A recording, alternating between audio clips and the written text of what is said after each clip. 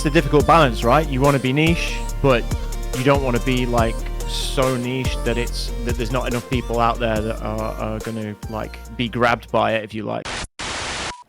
All right. Well, I guess we could just start it if you want. I'm ready to go, man. In All fact, Great. I have a question for you actually before we talk about me. Okay, great. The VTuber thing. Yeah. Have you always done that? Always? No. So I for a long time, I kind of went back and forth with the VTuber and myself. I have a camera. Okay. I had a PNG tuber of this guy, and okay. I was kind of going back and forth, and I used to go under the name Golden Boy Brian, and the reason like I rebranded and I just do the VTuber stuff is because I make cartoons and things like that, and I kind of wanted the VTuber to be like the main focus of the brand. It's sometimes people give me shit. They're like, "Oh, you're afraid to hide my face," but like if you go through any of my socials, like my face is there. I'm not afraid to show my face. You know, I play in a band and stuff. Like I promote my band through my streams and things like that. It's never something like that. You know, I just like using the VTuber. I had a buddy that made this for me, and I think he did a really good job at it, and I like using it. You know, we got like all the different like expressions and things with the face, so it's become pretty animated, and I've been trying to like fine tune it over time with him to make it as good as we possibly could. You know what I mean? So you just keep adding to it then, like extra expressions or like extra bits of detail. Oh yeah. It's a lot of it's mostly the last thing we did was expressions, and now we're working on kind of getting different outfits and things like that for him, and trying to figure out like the best way to get like props that like are things that I make. So like I'll take like a drawing and we can like turn it into like a 3D prop, you know, and he's it's been good for him too, because he's been learning how to like rig 3D models and stuff, and like that's the thing too, this is a full 3D model, where most VTubers are like 2D 3D models. 2D, so it's a little different. Sure. Okay. I was just wondering about that, because that's actually, when I remember when I followed and stuff, that's what actually sort of the attraction was. It obviously there's a lot of VTubers out there that are the like furry anime style or whatever, and I'm not like shitting on that or anything, but each their own. But I just thought yours stood out, like it was a bit different. Yeah, I appreciate that. That's exactly why I made that switch to going into full VTubing. Was like, I'm not a big anime guy, but I wanted to be kind of an outlet for people that like enjoyed the idea of VTubing, but they weren't like big into anime, and it was more of like a Western style of art that I feel like a lot of people are, it's easier to like get into, you know what I mean? I feel like yeah. I feel like there's like kind of like just a bad rep with a lot of VTubers, so I kind of wanted to just show that like I can do it. I can do VTubing differently than a lot of people, and it's become like like I don't treat it as VTubing. I treat it as like a cartoon show. Being like, we have different characters. Like I have other 3D models as well. I have 2D models. We'll bring those on the stream and things like that. Like this whole hot tub stream was like scene was like something I made, you know. So it kind of It kind of, I try to find a niche with it, but it's a little too niche sometimes, I think. that's out there that are going to like be grabbed by it, if you like, because you got to grab people, right? It's really difficult, especially now. But it certainly stood out to me, and like you have your own style, obviously, as well with the art that you're creating. That stands out as well, because it's not like it kind of reminded me in a weird way. It was like the Adult Swim stuff, No, that's exactly the kind of vibe I go for. Yeah, I guessed that from it, although it doesn't quite look the same, but that's a good thing, right? Yeah, I get Garfield a lot. I get rip off of Garfield and rip off of Butters from South Park. Those are the two things that I get the most.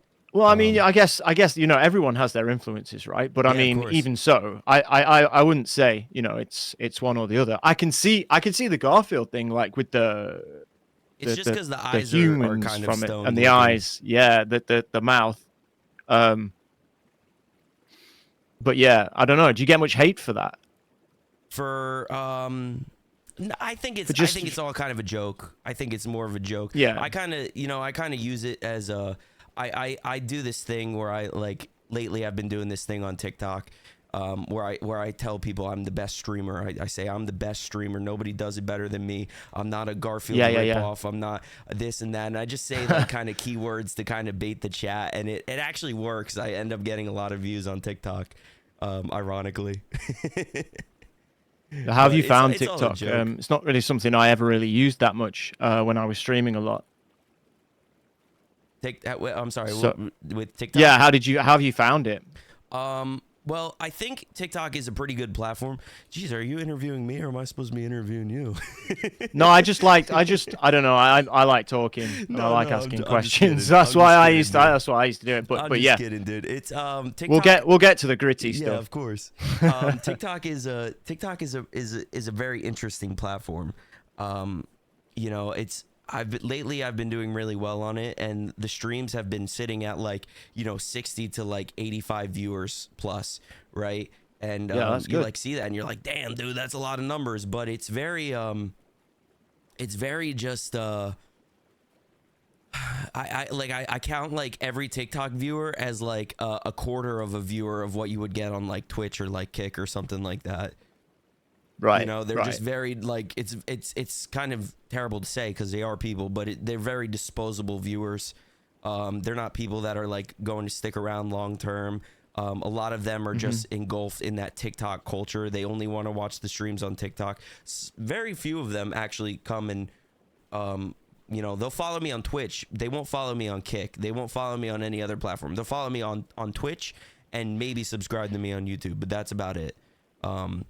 Right. Okay. I think if you're a new streamer, it's definitely the best platform for you to kind of get your eyes Yeah. on you.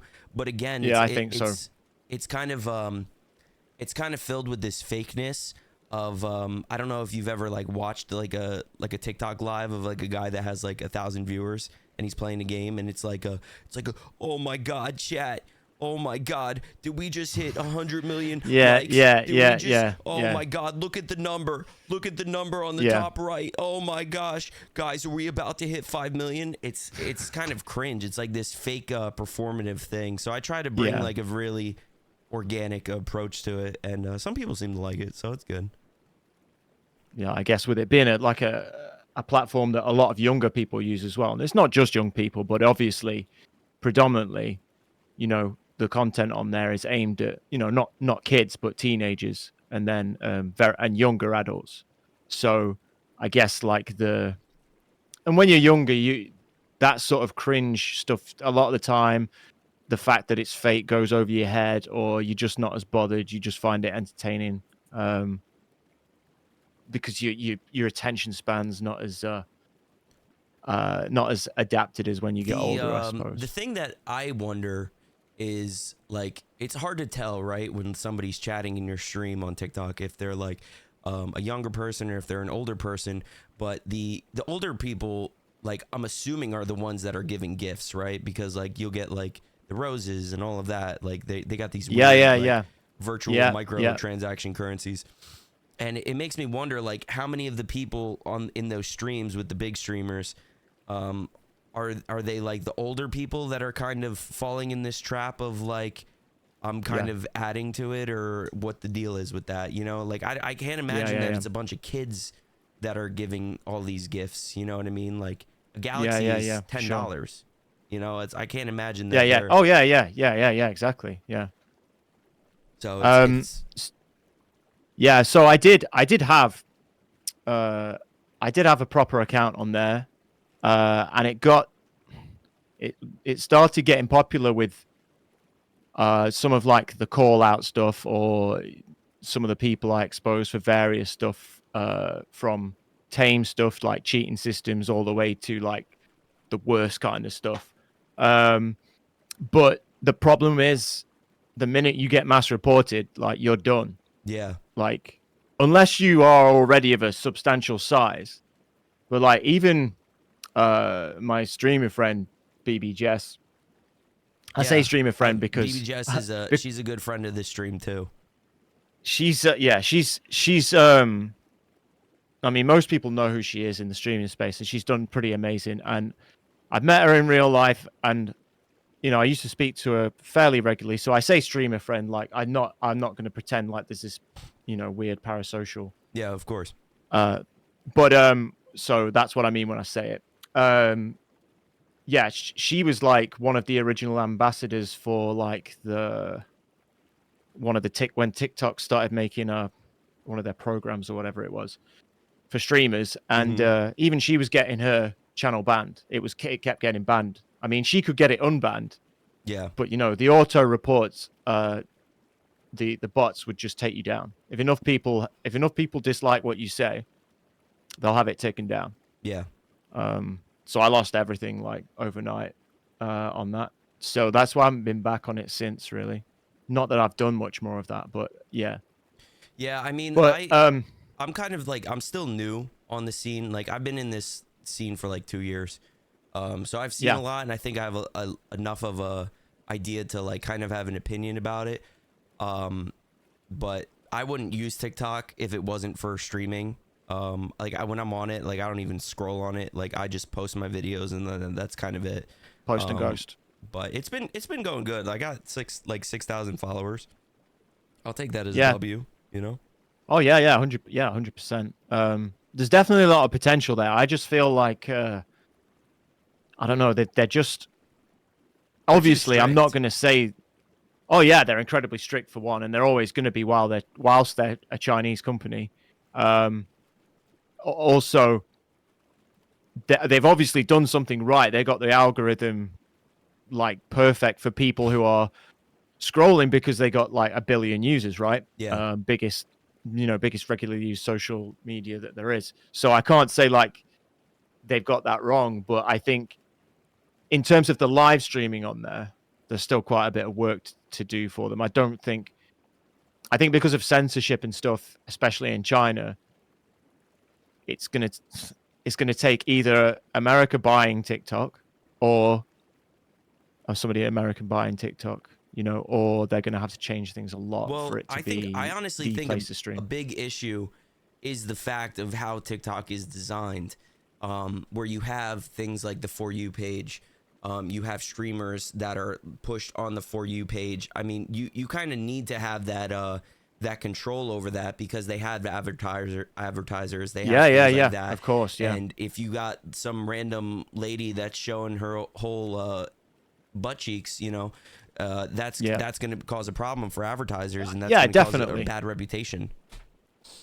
Yeah, and I 100% agree with that, and I've spoken about that. And it's like with that and Twitch, the rules are like they're well in the gray area, and they always have been. It's never been completely clear, and then sometimes people have been banned, and sometimes people haven't.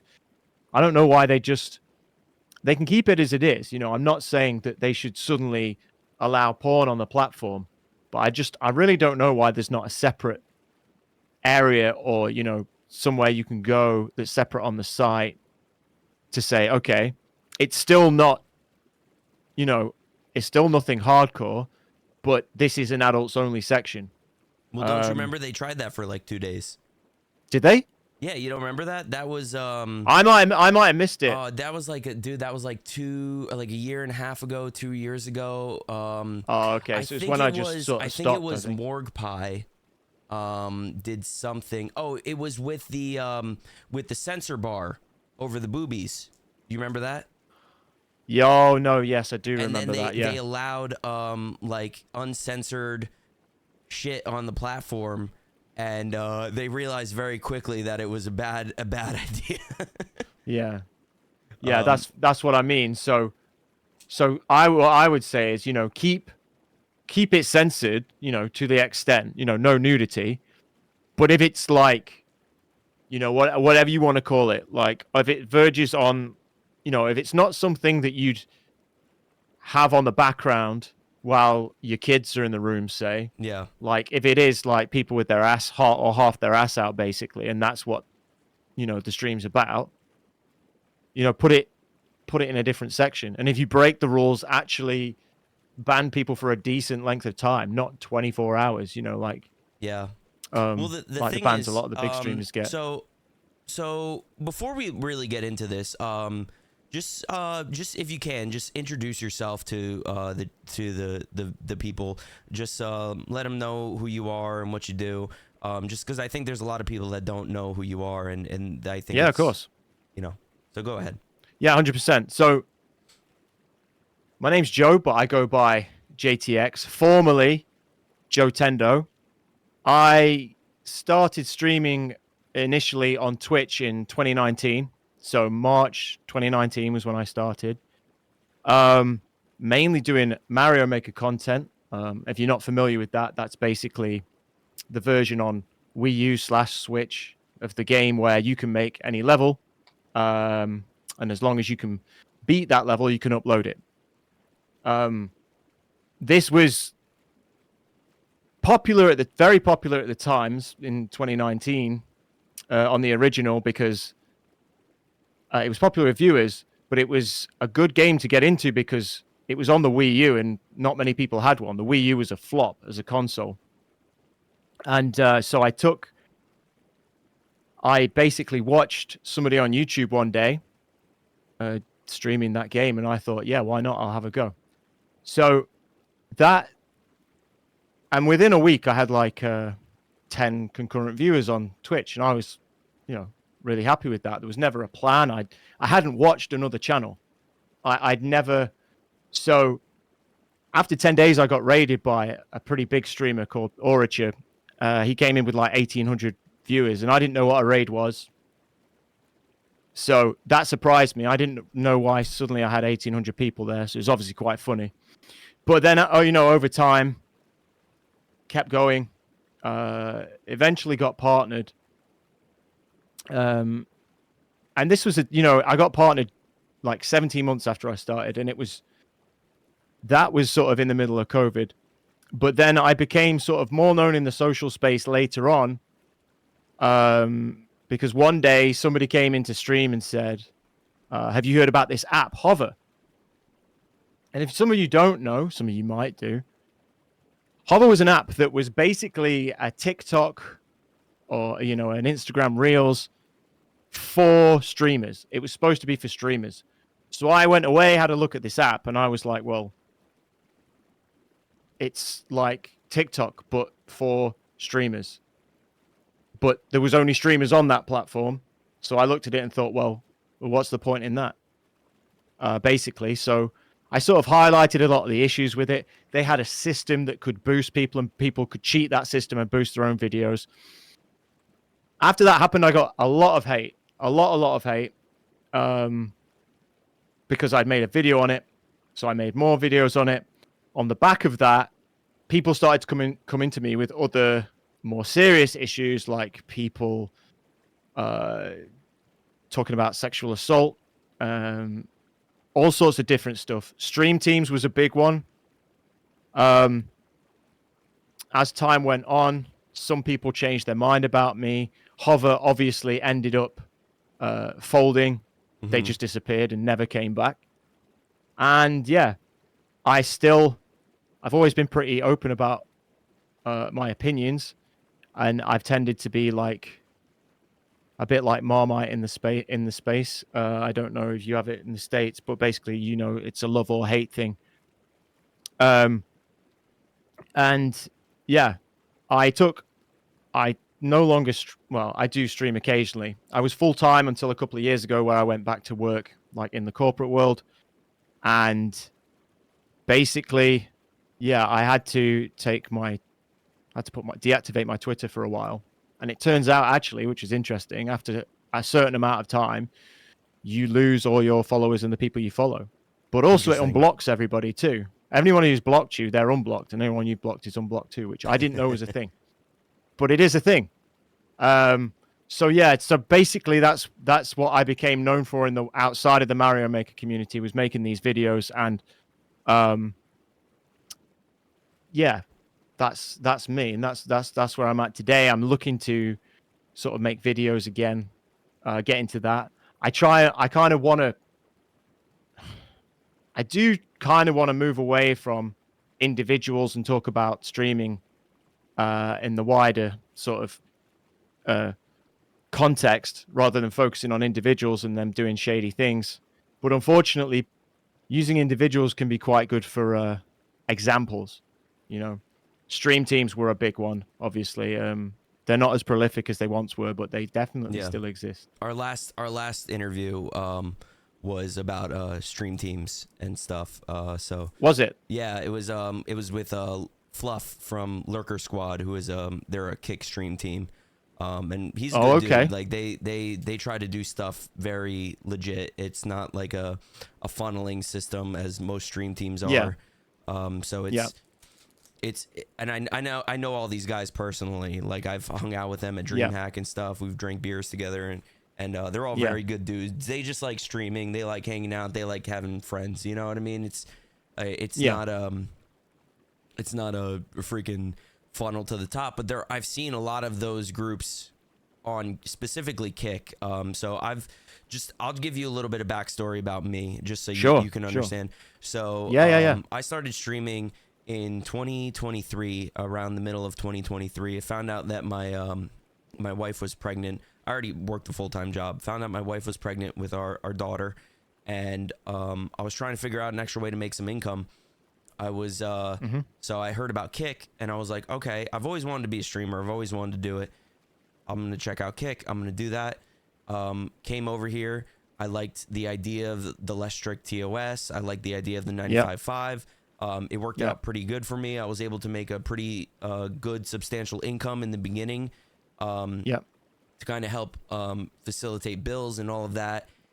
And eventually, like, I noticed a lot of things wrong with the platform. I noticed a lot of favoritism, a lot of backdoor handshakes, if you will, kind of thrown certain people's ways. So eventually I did this thing called the front page program, which they call Pitch Kick now. And Okay. I was in the beta testing of that. What we did was we did Golden Boy Brian's cartoon extravaganza, where I did 2 weeks, 3 days a week of live cartoon drawing with live cartoon animations in between the drawings to kind of tell this like grand story of like an idea for the stream, right? Spent a lot of time on it, all of that. Just to rewind a little bit, we were chosen for Pick Kicks. We did this Fallout stream. It was a Fallout New Vegas, or not Fallout New Vegas, but it was a Fallout concert where I was like, doing bad karaoke to Fallout songs from a vault, and I had like one of my cartoon characters kind of hosting it. So that was cool. We were getting noticed by the platform. Did the Pitch Kick, and a lot of people like they give me shit because I'm like, I should be verified, I should be partnered, and all that. The only reason I believe that is because I did this Pitch Kick and I put a lot of work into it. I spent a lot of time on it. Yeah. And a lot of the people who did do it did receive partner. They received verification, all of that. Right. I didn't, because I took a 2-week break when I was done with it, because that was the first time I took a break in a year and a half. I was burnt out and I was going to DreamHack, and I was like, you know what, I'm just going to take a little break beforehand. And even now to this day, people are still getting verified. They're getting partner through this program that Kick is pushing. So people wonder why I'm like salty. It's not that I'm like hating on people's success. I'm just convinced that success on this platform is not like the end all be all. And I think that there's a grander plan for my content. I want to do things like make cartoons. I want to. I'm trying to very slowly work on my own video game. I do music too, so I got a lot of things on the horizon for the streams and things like that. Yeah. In my opinion, I think you might find at some point that was actually one of the best things that could happen to you, because I think the temptation could be for a lot of people, let's say you get partnered on Kick, is to go all in, with Kick. And obviously you can still multi-stream and stuff, but I feel like some of the people who got in the early days and have done well with Kick, they most of them haven't sort of expanded out of Kick. Yeah. And I said at the beginning, I did make a video at the time when Kick was pretty fresh. I saw competition as a good thing. My main concern was how the platform was going to pull, people who weren't, viewers that weren't streamers over. And obviously they had a bit of an answer to that with the big contracts that came out. But it seems like a lot of those have gone now. Yeah. Like with the XQC and stuff like that. And I that was a good idea in my opinion. They had a lot of viewers that aren't streamers, and that's what they need. Ultimately, Kick is there to funnel people over to gambling. And I'm not like, don't get it twisted, I'm not like anti-gambling or anything like that. Obviously, they still want the platform to be good, right? Because it needs to be good in order to attract those people. It's not like you can just ram. It's just not like you can just ram gambling down people's throats, because a lot of people simply aren't interested, or they're very, very casual. So you need to, in order to do that, you still need to make a good platform. And I do believe, that the intent, which is very important in the content creation world, because people talk a lot. And they say a lot of things they don't mean. Intent's very important. I do believe the intent is to make a good platform. However, I just don't see that the platform will pull enough people and convert them over to stake. And ultimately, that's what's going to be the test, is how many people they can convert to stake. And I'm not saying that's a bad thing, but it's a money pit, right? It'd be costing them a lot of money. I don't know how au fait everybody is with server costs, but they are massive, and that's the reason Twitch still can't turn a profit with Twitch's viewership. Still can't turn a profit. And they use their own servers too. Exactly. Yeah. And that's the thing. I mean, they're paying for them, but through the system. It's owned by Amazon, so it makes no odds really. But obviously, if they're not being used by them, they'd be used by somebody else, and they're making money.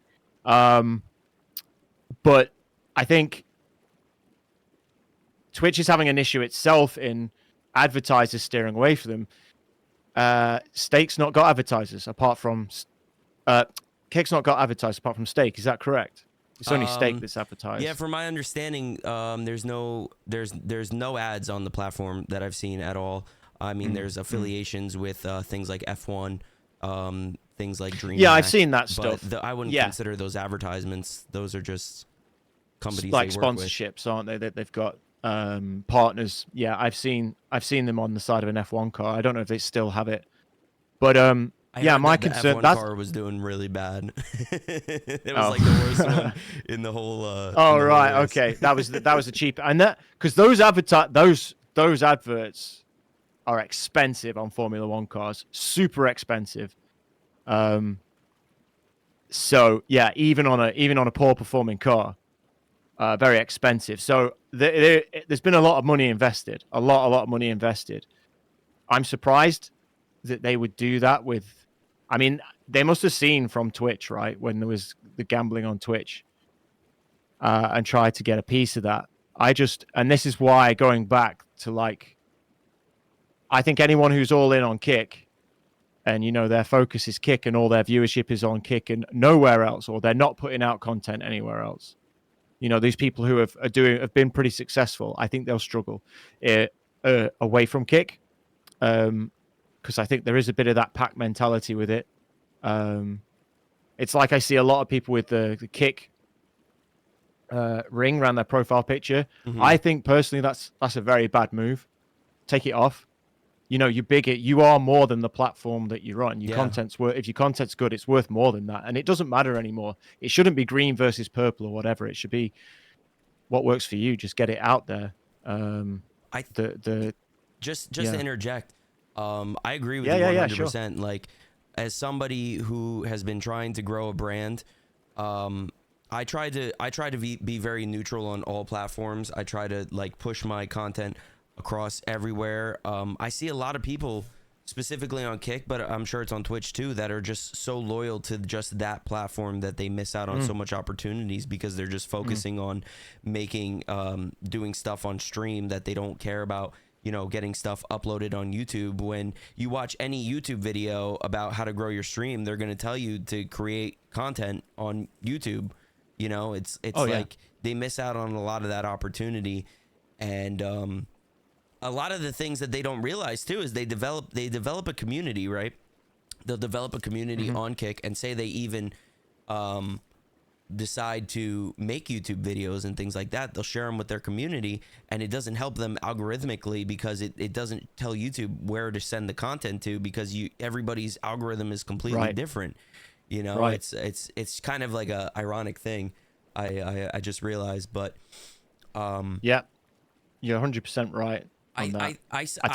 My opinion is this, is that there's no reason to be so gung-ho on a platform that isn't paying you. So if you're somebody that isn't a partner on Kick, I think there's no reason why you shouldn't be multi-streaming. You shouldn't be pushing your stuff to other platforms.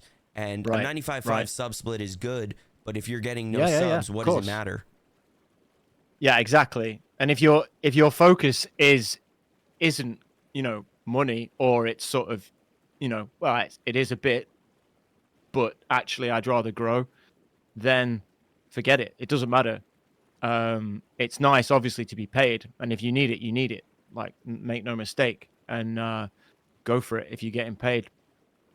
But if you're thinking about doing it long term, you need to be doing it in other places at the end of the day. Interestingly enough, just something I saw the other day that made me think about YouTube was, somebody said, if you make a video for YouTube and you're used to being a live streamer, make a new channel and get it posted. If the video's good, eventually the algorithm, if you make good videos consistently, the algorithm will take one eventually, if it's good. If you knock that out and push it at the people who usually view your live streams, who are live stream viewers, they might not really often watch the long form content, or they might pick it up and like look at it, give it a like, but they'll stick it on, and they might not watch the whole thing, which really hurts your video on the algorithm, because the way that YouTube sees it is, well, somebody put it on and they've switched it off after 2 minutes, and it's half an hour long, so people don't like the video. And it's not that people don't necessarily like it; it's just they watch live content. They only put it on in the, you know, they put it on while they're working or whatever. They don't really sit down and watch the long form, but they're interested because they know you through stream. So they're like, oh, I'll put it on. They watch it for 2 minutes. They'll put a like on it and go, or a comment, and think, yeah, that's good. And yes, likes and comments are good, but it's all about the CTR. It's how much time's been watched. So that's something that struck me the other day that I hadn't really thought about. There's not much I haven't thought about when it comes to stuff like that, because that's what I became known for, was like all the things that I called in the streaming space coming into fruition. Because I had a decent spell as a partner streamer on Twitch, and you know, they weren't streamers mostly in my channel, but my strength, I think, is having an eye for things people do well, and anything like that I come across that I hadn't thought about before, I always take into consideration, and that makes a lot of sense to me. But definitely as well, if the content's good, it's got to be YouTube, right? That's what makes people serious millionaires, right? Yeah, over any platform. And there's a lot of them, you know, like you see a lot of big streamers and they're making a lot of money, don't get me wrong, but it's a drop in the ocean compared to how much people are and how many people are making money on YouTube. That's like the Moist Critical video of him talking about his live stream and how much he made on Twitch. And I've not seen that. Yeah, it's a great video. You should check it out. He talks about, he did a stream where he streamed on Twitch, and he also streamed it to YouTube as well. And he made about, I think it was like $10,000 or some stupid number. We'll just say it was $10,000 on Twitch for the live stream, right, from subs. Yeah. On YouTube, he made like 4 times that amount just from the ad revenue and people going back and watching it and things like that. Right. So that's a lot of time that you know, you're throwing on the a lot of money you're throwing away on the table just to stream purposely to one platform. And I think, and I'm gonna be honest here, I think that shows that the people are not confident enough in their own content. I think that they you know, because there's a lot of partner streamers that I know I'm friends with, and they're great people. I'm not gonna diss them, but they don't post their content anywhere else. They just rely on Kick, and you know, they sit at, you know, 200, 300 viewers, and I'm just wondering, where do these viewers come from? You know what I mean? Because you're not, like, it can't just be from people from Kick putting you on the front page. It just doesn't make sense, because every time I've been on the front page of Kick, it's always been trolls and bots. Very rarely did I have people that would come and actually, like, show me love. There's a couple people who came, who still come through to the stream from when I did the front page program, but I think that was a very specific thing that was different, you know? Yeah, I think the front page thing, and even on Twitch, if you get front page on Twitch and you're like on the main carousel, you obviously, your viewership skyrockets. And again, I've seen people go on it, friends go on it, and at the end of the day, does it do much for their actual stream long term? Not really, on the whole.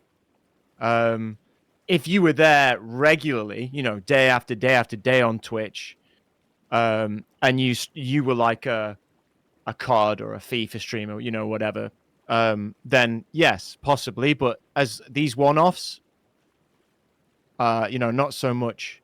And it's what I found as well is the YouTube thing, and people are like, "Oh, you know, you were making those videos," which I'll be honest, I threw most of those videos together. All I cared about was that the information was correct, and it's like, yeah, you get a few thousand today, kind of preparing for this. Oh, have you? Yeah. So basically, it was just like they were never the videos I wanted to make at all. I just felt like, you know, people would come to me with their problems, and like sometimes it was basically a case of, yeah, you and that person have fallen out.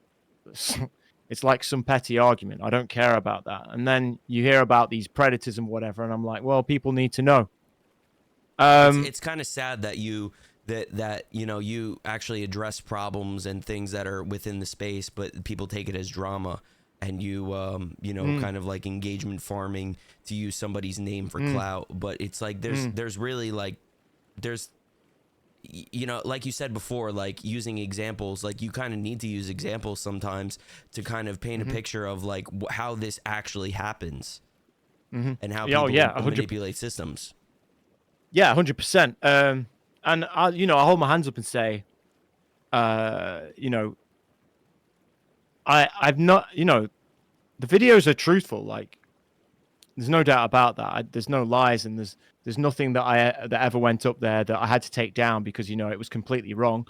Maybe some people's intent I've got wrong in the past. You know, I've not taken enough time to think about, you know, all right, these people are making mistakes, and I'm not talking about something that's really serious, obviously. Have I actually thought about their intent? Did they mean to do that? Are they actually a bad person? Are they being ignorant on purpose, or are they just, you know, not really thought about what they're doing? A lot of the people involved in the stream teams, like the bad stream teams, because what the predators of stream teams will do is they'll try and get the newest streamers, the very newest streamers, because they don't know any different. And they tell them, this is how it is. You need to be in here every day. Why are you not in here? Why are you not showing up? You know, where are my real ones? Yeah. Those people are obviously bad people. And then people will defend them because they think it's the right thing to do, but actually they don't know any different. People like that, I've called out people like that in the past, and I probably should have thought a bit more about, well, actually, they were new streamers. They don't know any different. They've been manipulated by this guy who's obviously running some kind of support for support network or whatever. But what I wanted to do really was make videos I was interested in. That was always the plan. And then it came up. That's what they always say. And the thing is, make videos on things that interest you, right? Yeah, 100%. And the other thing is I've done a lot. Like, I used to edit videos when I was streaming full time for other people too. So I can do a decent job of editing, but I never ever had the time on those videos. It was like, right, make sure all the information is correct. That's the main thing. And then just bang, just get the video out, really. And again, if you are making, these whatever people want to call it, these informative videos, like anything about Hover, yes, the story was kind of interesting with Hover, but it's gone now.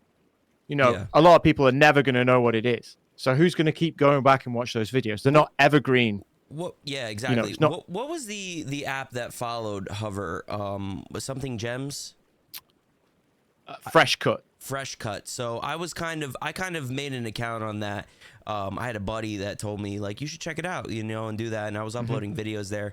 Eventually, I was like, what's the point? Like, it doesn't seem like I don't make Roblox videos, so like, what's the point? Explain.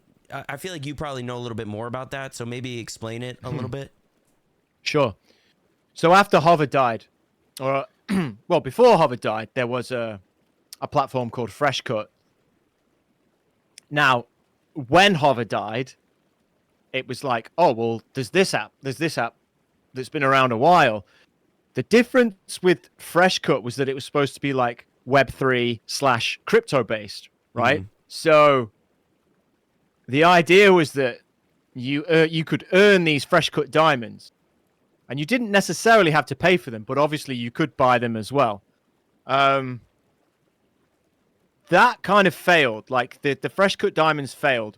Now hold on. And are you telling me that was crypto, like those diamonds? Because I remember seeing that, and I'm just trying to piece it all together. So it was Fresh Cut. Yeah. So it was supposed to be that when the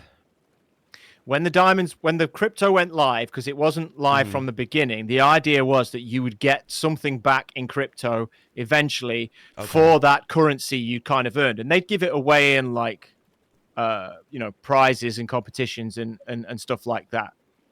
That never happened. It never happened. And after Fresh Cut brought out the crypto, a load of people bought the crypto. It was like a pump and dump. And the only people who could sell that much crypto were the creators of the app. So, yeah, they got people in. They got some big names from some companies, some big blue chip tech companies. But you're right. When you talk about Roblox, there's a reason that Roblox is so popular on there, because the old COO of Hover, he became the social media manager on Fresh Cut. Okay. And he was into Roblox. That's why Roblox blew up on there. He really pushed the Roblox. Before that, Smash Bros was the big game on there. Interesting. Primarily Smash Bros, and then like a few of the classic beat 'em up series like Street Fighter was big on there, I think, and a couple of others. And they had comps on there and stuff, and for those communities it was really great. So they were very fierce defenders of the platform, and kind of rightfully so, because for them it was ideal. It was just like a great Smash community, or a great to them it was everything they needed. And like they're gonna watch clips of some crazy 57 hit Street Fighter hit combo over and over again without getting bored of it. They're gonna do that. But your average gamer does not want to watch those clips over and over and over again. And it always got to me that people would be like, oh, no, this could be like TikTok. It's like, no, because TikTok just serves you what you want to see. So why do you need that app? TikTok's already going to give it to you. Like, the algorithm was so good with those short form videos. It didn't take long before you were getting exactly what you wanted to see. And TikTok gives you everything. Like, it's not just gaming content, and 100%. memes. TikTok's gonna give you everything that's what the one thing I didn't understand about the platform was, why are they centering it just around gamers and creating this? I understand the idea of like, that sounds like a good idea in theory, but you're marginalizing like half of the people in the world that want to maybe explore it. Yeah, exactly. And everyone has more than one interest, right? It's like gaming might be your main interest, sure, but people are interested in other things too. People are interested in, movies, social issues. They're interested in sport. So if you're interested in sport, you're interested in movies, and you're interested in games, well, guess what? You're going to get them all on TikTok, or you're going to get on Fresh Cut, or you're going to get games and games and games. And it was the same with Hover. And the Fresh Cut thing, I really need to look in deeper with what actually happened there. But the social media manager from there has now moved on to another app. I don't even know what it's called. He has a real disliking for me because of how I went for them on Hover. Because on Hover, they lied. They told everybody that they had DMCA rights, like copyright laws, and that because people were posting short form clips with music over the top of them, and it's like, whereas Instagram will monetize that for the artist, there was none of that. Obviously, TikTok does the same. You can't, and they straight up lied and said that they had it covered when they didn't. Because I was like, there's no way, man. Just a little insight about that, right? So I'll give you an example here. So my band, Cave Art, we put our music out through CD Baby, right? Okay. So technically, CD Baby owns the rights. Like, we own the rights, but technically they own the copyrights of it. Yeah. We can't even post videos on our own TikTok page, having our song that we put it in. Like, we put into the, like, for example, we did a bass playthrough, right? So it was a video of our bassist playing through the song. And it was, ironically, it was like a version that was completely different. It didn't have any words. It didn't have anything. It was just the music and the bass focus on it.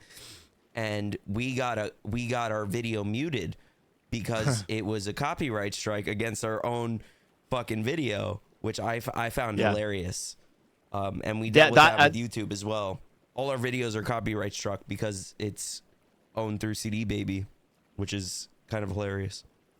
Yeah, and it goes to show you how seriously these things are taken. And this platform was literally stringing people along saying, hey, no, it's fine. We got it covered. First, they were working on a system. They said they were working on a detection system. And I was like, because they weren't a big time company. They didn't have the money for that. Yeah. And then it was like, no, we're getting it all signed off. And I thought, there's no way. There's just no way. And they hadn't. But the thing is, the way the law works is that it's the person who posts the content that's ultimately responsible. So there was a potential for people on there who'd put out hundreds and hundreds of videos, all with copyrighted. And if they'd have got hit with it, it could have been thousands and thousands of dollars. They just blew that off like, no, it's covered, it's fine. They put everybody in jeopardy. So I'd call out stuff like that. I'd still be hated. I'd still be hated for saying it. I'd still be told that, I was harassing and bullying people because I was saying you're lying. You're literally putting people at risk. What you're doing is turning people illegally, putting their videos on there without even knowing, and you're telling them it's fine. And I used to find that really strange. The sort of mob mentality against, it was me at first, because there was a few other people that were talking about it, but it was me who started making the videos. It was me who started trying to ask the questions and speak to them directly. And I was hated for it. Now, a lot of people have apologized for that, and that's not important, but like, I don't understand why people get so engrossed with the platform thing. And it's the platform thing, right? That is I feel like that's kind of like the whole heart of the conversation of us talking is like the idea of loyalty to platforms, when a platform will be so quick to dismiss you, be so quick to ban you, delete you, get you off of their platform. It's the same for any company, it's like I have this hard time. Like, I very rarely take sponsors. I have one sponsor that's been pretty good to me. They haven't been perfect, but I I have direct communication to the owner if I need something situated. Yeah. And they've been good to me. But I'm very skeptical on taking on partnerships because I just know that, like, if push came to shove and I said something that was mildly controversial, and I'm not even a controversial person. Yeah. I say it all the time, dude. I'm just a cartoon. Like, you're gonna get mad at me for saying some shit online. Like, there are people that say worse shit, but they still, Yeah, of course. they still give me shit. Yeah. Like, why am I going to trust my the things that I'm working on, the community that I'm building, the people that enjoy watching me? Why am I going to shill your product to my people when, you know, you might not even be there for me when I need you in my darkest hour? Right. And the same thing for any of these companies. I recently had a moment where my YouTube channel was straight up deleted. It was banned for something really ridiculous. So have you ever played Metal Gear Solid 4? Not since like it came out. Okay. Like 15 So do you remember years in the ago, beginning of whatever it Metal was. Gear Solid 4, there's that scene with the statues and you can hide at the statues? Yeah. And if you keep doing it, you eventually rip the guy's dick off. That's right, Dick yeah. off. So I Yeah. posted a clip of it was a short of me doing that scene in Metal Gear Solid 4, and my whole account got deleted for like a solid like 2 days for nudity. And I was like, dude, I was devastated, dude. I was like, are you kidding me? And like, I was on stream and I was like, dude, there's literally videos of this. It's an achievement. You get an achievement for doing that. I'm like, there's literally videos of that going on. So it just goes to show, like, these companies don't care about you. YouTube doesn't care that I've spent the last 2 years of my life. You know, I don't have a lot of subscribers. I have like 750. But I've spent a lot of time trying to get that. And Kick too, like 2K, they could ban me tomorrow, dude, for saying something that they don't like, you know? Yeah, 100%. Yeah, 100%. It's disheartening as a creator, you know, because you need to find a place where you feel comfortable. And it kind of goes back to what we were saying about TikTok too. Like, you know, TikTok is great for discoverability. It's probably the best platform for you to get discovered as a new streamer. But you're dealing with authoritarian TOS and things that can just get you taken off for no reason. I mean, if you even say the wrong thing on TikTok, you know, you're banned. Yep. And it's disheartening, you know, especially as an adult, you know. Yeah, I do. Going back to the TikTok thing, I do see like the potential for live streaming on their clips. They've got down. That's fine. They've nailed that. No doubt about that. The real side of it and the clips, they've nailed it. But albeit within their rules, live streaming side could be massive there. At the same time, is it worth it for companies? Like Twitch is barely making any money from it. It's not making money. Kick, who knows, right? Because who knows, and how could you even measure the people that are going over to gamble on stake from it? But like you say, are you going to shill something that you wouldn't like? Is gambling something you normally do? If it's not, why are you going to start doing that? You know, is it just to get in favor with Eddie and co or whoever? I mean, then you're not being yourself. And the thing is, if you look at, let's take XQC as an example, right?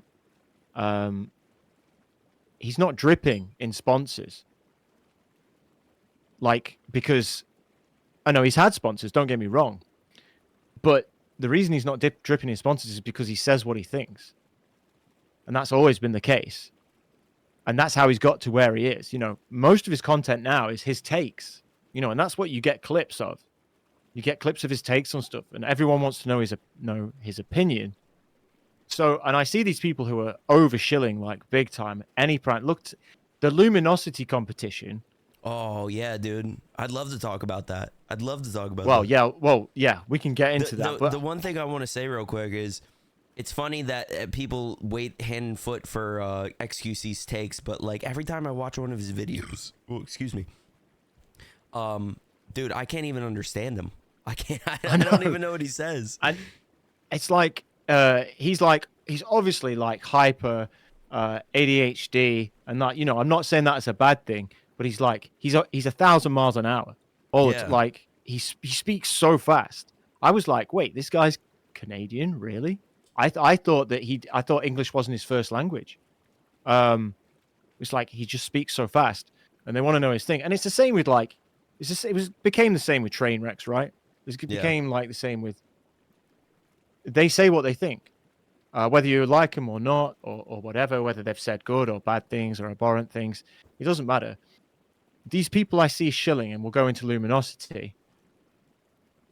Okay, you can get to, and I see it on Twitch, and there's people who want to be in certain guilds on Twitch, and they want to be this on Twitch, or become an ambassador, and they're like completely neutral on a lot of things, or they are really hard left leaning socially and politically on the issues that Twitch seems to align itself with. Otherwise, you know, they don't talk about that much.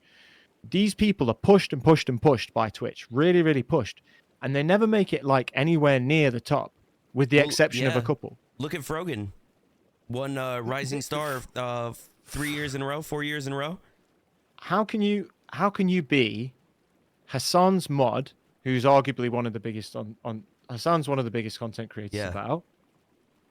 How can you be his mod, be under you know, have your clips constantly posted across social media? Because usually the case is, right, if a clip gets a lot of hate, often there's quite a lot of people that like it, and there will be in her case, but they only like it out of virtue. They don't actually like her, right? Because if that was the case, and if she was a good content creator, she's been posted that much, she's had so many eyeballs on her, and she still can't pay.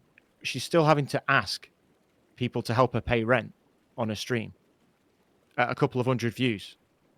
And I'm like, how, you know, you've been pushed by Twitch, Rising Star twice, Hassan's mod. Yeah. You're in the middle of all this controversy. So people will tune in just to see if you know, even the people who agree with her takes, they're not sticking around for the most part.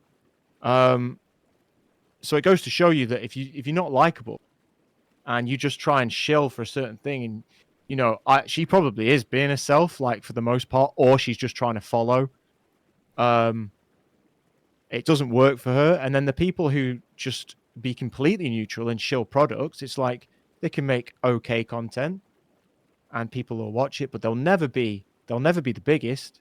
Yeah. Like never. That dream, and they'll probably, you know, it's not, they're never going to make enough money to retire, and they're never going to be remembered. They're never going to be that popular because they were just the person who, okay, they played games, they were okay at games, you know, they weren't the best at games, you know, because that's the other way in, right? If you are like an esports god, obviously that's another way of getting to the top, right?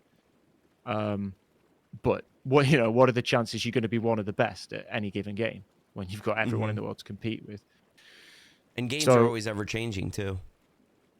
100%. Absolutely 100%. You know, like, my it's like the odds of becoming the next Queso or Asmongold are very slim, you know? Yeah, because they was just incredible. And this is the thing, Asmon's actually got interesting opinions. He's obviously a smart guy.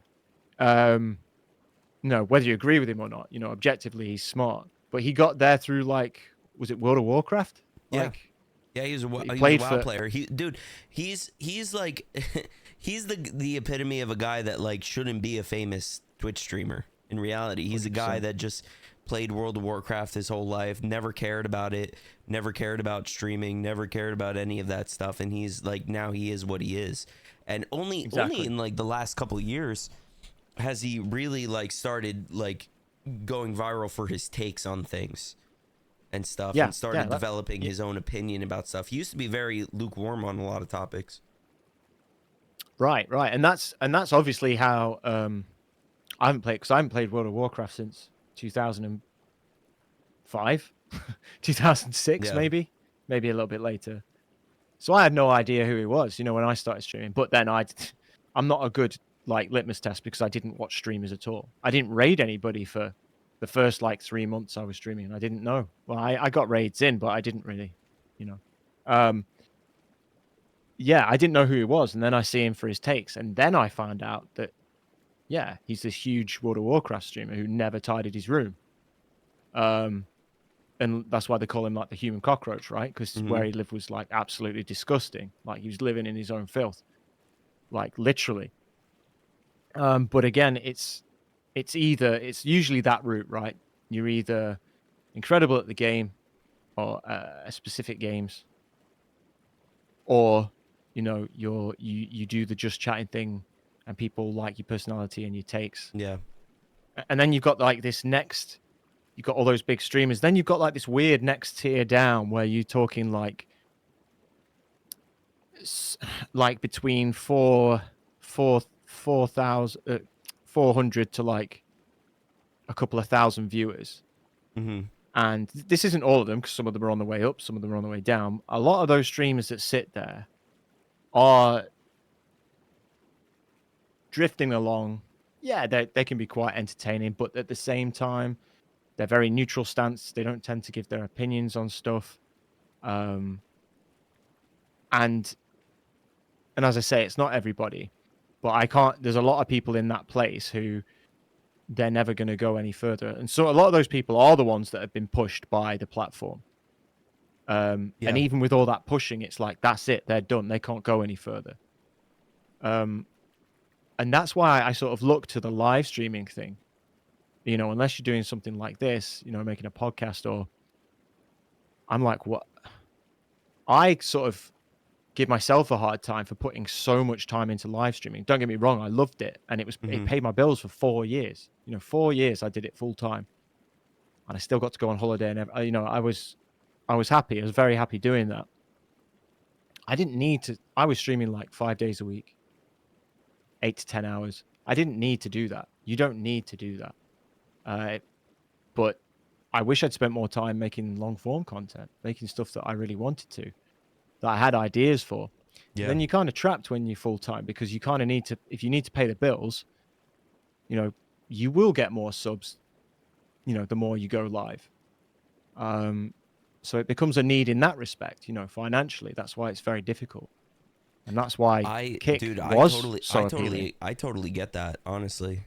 Like, you know, as somebody that's, you know, trying to, I ultimately would love to make content creation a full-time job, whether that's streaming, whether that's, you know, just creating videos, cartoons, whatever it is.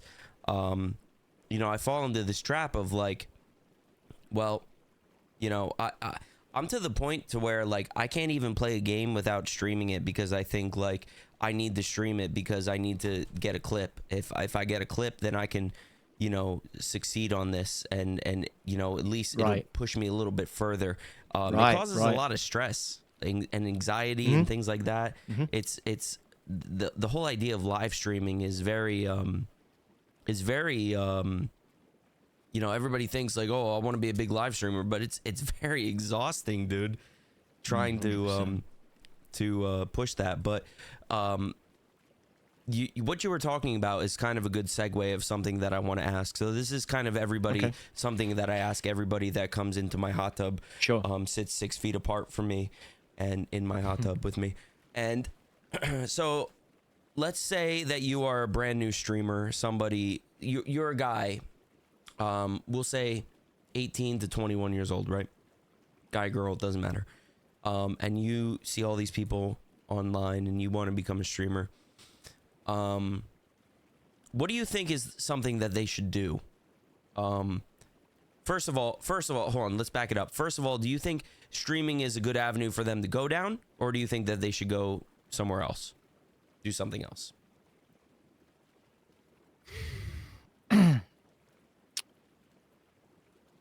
I think if they want to start streaming and that they get the idea of streaming and that's what they want to do, they should do it, as a hobby. And it shouldn't be anything more than that. They shouldn't even consider it as anything more than that in the beginning. When you start out, one of the biggest things I see is people get inspired to stream by somebody else, which is kind of how I did. I did it through watching YouTube videos and just happened to go and stream. They get inspired, and I had it happen quite a bit through my community. People would go, "Oh, love it. I'm going to start streaming myself," and I never had a problem with that. And they'd stream for a little bit. They didn't get the same viewership. They get annoyed, and some of them would kind of get resentful of me as well. It was weird. Mm. And then they'd give up, and then they'd leave the space completely. And I'm like, well, what did you expect? It's just it's such a small amount of people that can get. Like at the time, I don't know what the stats are now, but it was something like if you had 7 viewers, you were in the top. Yeah, you're in like the top 7%. You had 7 viewers, you're in the top 7% of streamers. Interesting. 7. So 93% of people were streaming to less than 7, and the majority of them were streaming to 0. The vast majority of them, which is where all the money goes, by the way. That's where all your server money goes, which is something I'll talk about later. But if I was starting out now, knowing what I know, I'd have done what I did, go into it as a hobby. I didn't have any expectations. So I was grateful for, every single person who came along. There was times where I didn't think about partner until I think I got to like 69 concurrent. And I looked at that and realized I was getting close. I mentioned it. Well, I didn't do partner push, or anything. Partner push wasn't even a thing then, actually. I had mentioned it, and the next sort of couple of months while I got to it and applied for partner were very stressful. I didn't like streaming then. Because I was concentrating on numbers, and I'd never done that before. And I was always like, if it happens, it happens. It's not an enjoyable experience. Applying is not an enjoyable experience. Like, you get elated. Oh, I reached where I need to go. It doesn't even mean you're going to get it. And what does it actually mean? It means more on Twitch. It means more emotes. That's basically it. Although affiliates get a lot more emotes now anyway.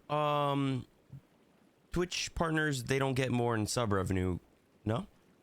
Or am I wrong? There's a program that started after I'd really sort of stopped streaming. And I'm glad you brought that up, because this is interesting actually.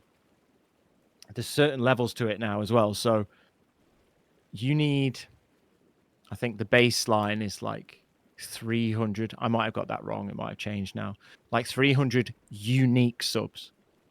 So you have to have a sub from basically 300 different people before the revenue split increases. When they released it, I think it was like 350, and you'd get 70% then of the cut. Before that, it used to be the case that some big streamers were approached and they negotiated with them basically for a 70-30. And then they took that away, so it wasn't a given anymore. And you needed 300 unique subs. And I'd stopped streaming at this point, and I couldn't understand why there were people with, because I think like I topped out when I was doing competitive gaming on stream. I topped out like 140 concurrent, whatever it was. And then I got fed up with doing the same thing. There were people with 1,000 viewers who couldn't get 300 unique subs or 350 unique subs. They were getting thousands of subs, but they weren't getting 350 unique. They were just mass donations, mass gifted. Yeah. Because I'd have hit the whales, 350, as they call them. Yeah, I'd have hit the yeah, exactly. They were. I'd have hit the 350s after I got partnered most months, like individuals, and then I was lucky enough to have some very generous viewers as well, but literally I didn't get it at all.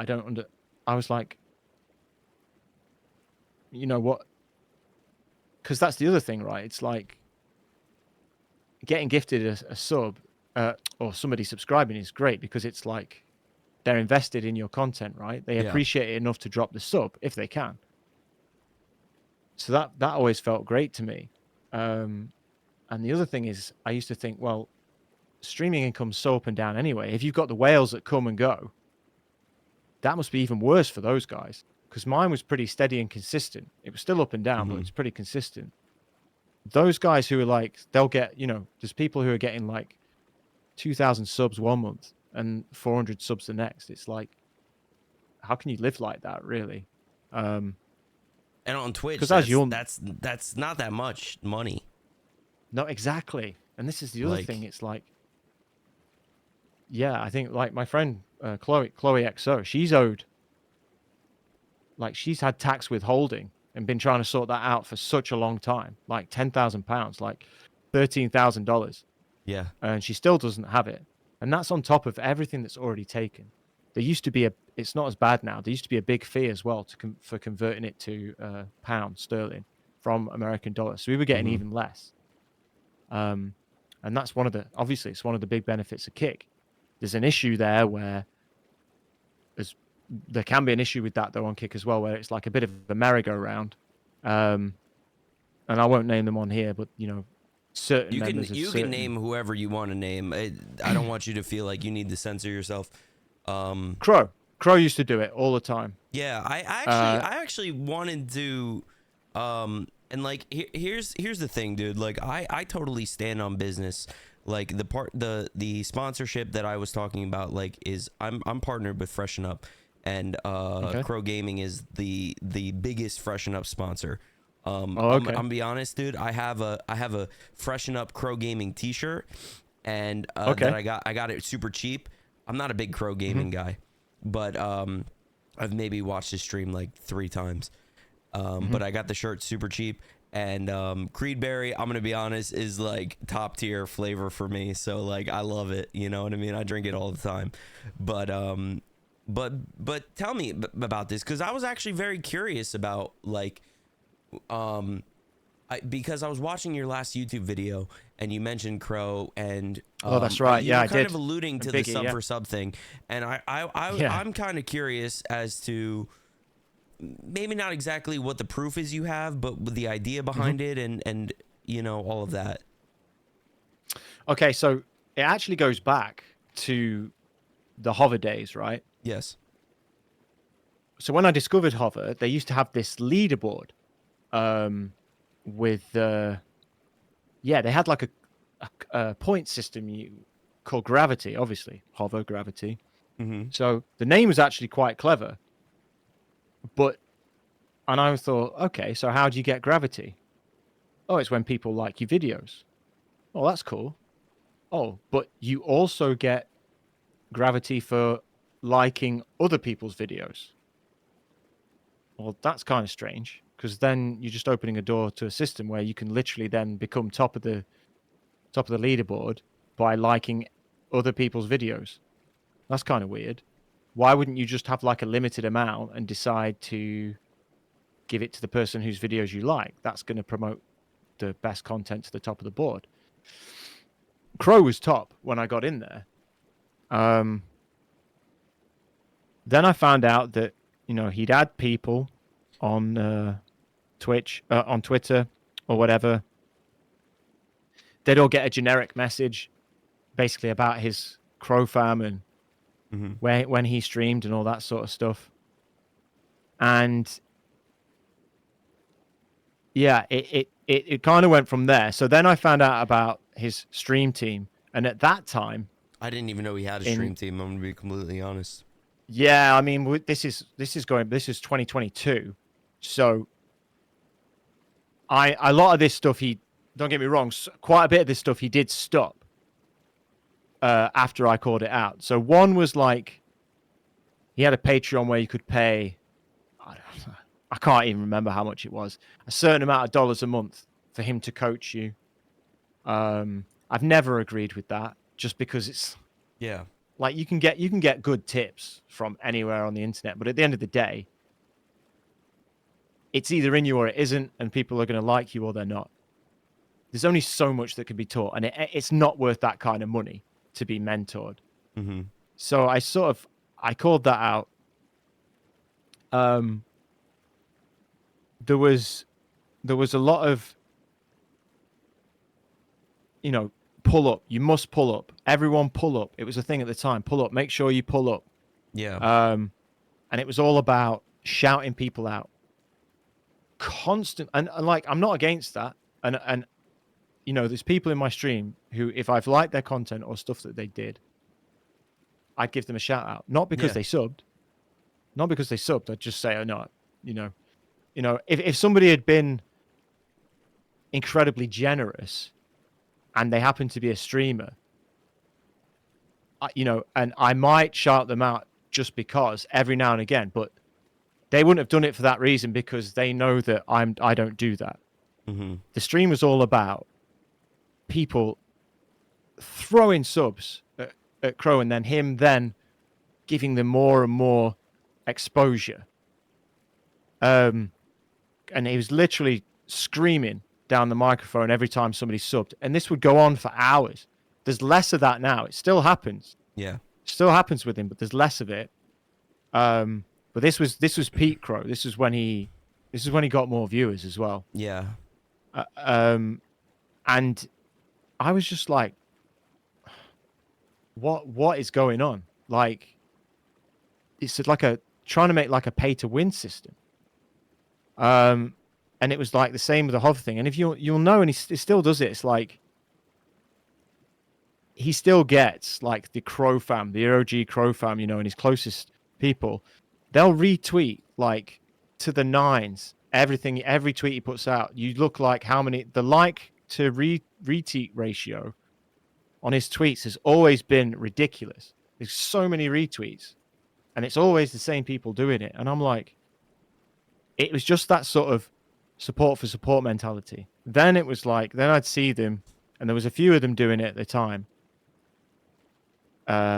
Him, some guy called like Realist Rose. There was a few of them that had basically been around Hover when it was out. Mm-hmm. And they'd go into each other's streams and drop, 5, 10, 20 subs. They'd only be there a few minutes. And I used to go around thinking, well, they can't like all these people. Like, they can't like, that much. Oh, and it's like, just sharing the love, gotta go, all this sort of stuff. And again, it was like a pay to win. And then obviously my worry with Kick, it's like you can do that in like a merry-go-round, right? So you can go into somebody else's stream, gift them a load of subs. Yeah. They come back to you, gift you a load of subs, and you're only losing 5% each time of what you put in. So essentially, it's like you could make yourself look like, oh, look at all these subs, and that definitely happens. It's died down a lot compared to what it used to be. Yeah, I don't know if definitely. you feel the same or if you've seen that. Is that something that you think you've seen? Or I think nowadays the sub for sub thing is kind of died down, but I think that it's more devolved into people going into other people's chats and tabbing people up and emote spamming and things like that. That's a big thing that's on Kick. Like a lot of people recently with the new metrics for reaching verified, I've seen a lot of people hit verified, and that's what they do is they go around, they tab people up, they emote spam in chats. That's one thing that I did that. Like, I did that starting out because I thought that's what I was supposed to do. Right. Yep. Right. And a lot of people do. And that's like when, yeah, sorry. I realized very quickly that what I was doing was I was cheating myself. I was cheating myself and my community, the people who actually did want to come and chat with me.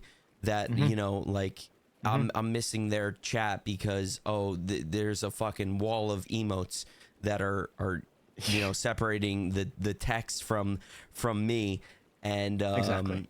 I didn't want to do that anymore, and I realized very early on that that's what I didn't want to do, and my viewership has indeed suffered in the terms of Kick, but again, like I don't think of Kick as the end all be all. I think a lot of people look at Kick as the end all be all because of the 95.5 and all that.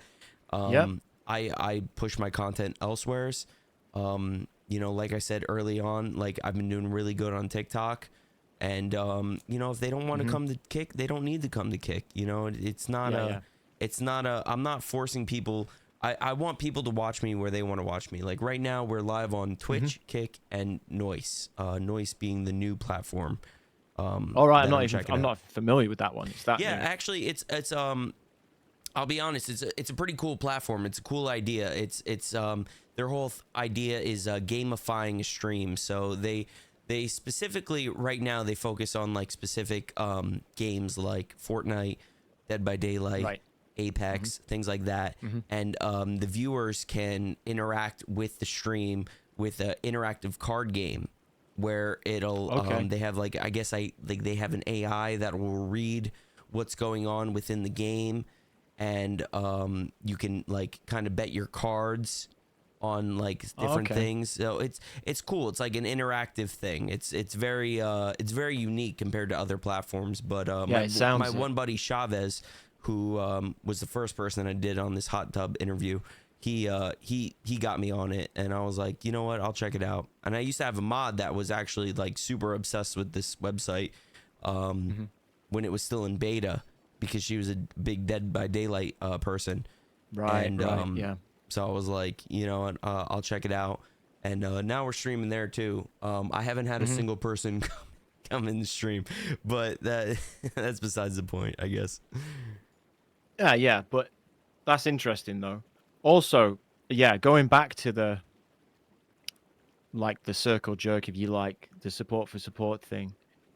This was the other thing. Like when you talk about a wall of emotes, and no chat, just thanks going out for subs. That made me realize straight away. I was like, well, everyone here is a streamer, and people use this against me all the time. It's like streamers can be viewers too, and I'm like, of course, absolutely. Yeah. Most people who stream are probably going to watch at some point. 100%. But who wants to go into somebody whose stream they don't know to look at a wall of text, a guy shouting, and all these people that they don't know who are all streamers? It's like, yeah, that's, to me, that was always like, you're there for one reason, and it's not the content. And I always think you're better off just making the content rather than people just to come in and say, hey, got you tabbed. And it's a shortcut. this is It's the a thing as well. shortcut to like a temporary success. Yeah, and unfortunately,